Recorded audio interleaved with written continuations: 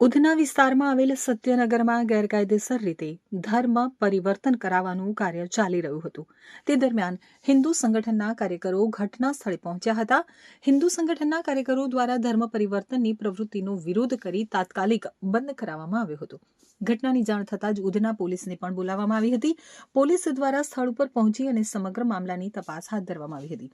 ત્યાં મોટા લોકો સાથે નાના બાળકો પણ હાજર હોવાનું સામે આવ્યું હતું. પોલીસે તમામને કસ્ટડીમાં લઈ આગળની કાયદેસરની કાર્યવાહી શરૂ કરી છે. ઘટનાને લઈ વિસ્તારમાં તણાવનો માહોલ સર્જાયો હતો, પરંતુ હાલ સ્થિતિ નિયંત્રણમાં હોવાનું પોલીસનું કહેવું છે.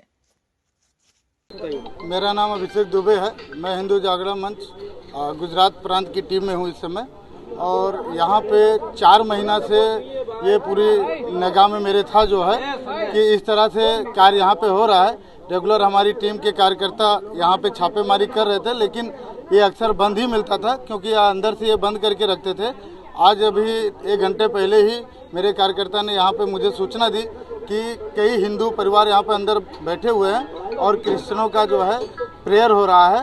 और पहले से क्योंकि सूचना थी, इसीलिए हम पहले से ही सक्रिय थे इस विषय को लेकर। तो हमने तुरंत ही विश्व हिंदू परिषद के अपने सुरेश भाई को जो है संपर्क किया, हमारे जो कार्यकर्ता थे उनको संपर्क किया, और आज ये 3 साल से इस जगह पे ये कार्य हो रहा है।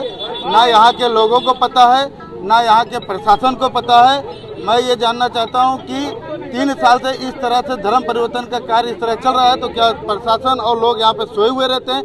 क्या करते हैं आखिर? अभी छोटी मोटी घटनाएं कुछ भी होती है तो सभी लोगों को पता चल जाता है, पुलिस प्रशासन को पता चल जाता है। तो इतना बड़ा कांड अगर यहाँ पे चल रहा है तो ये क्यों नहीं पता चल रहा है?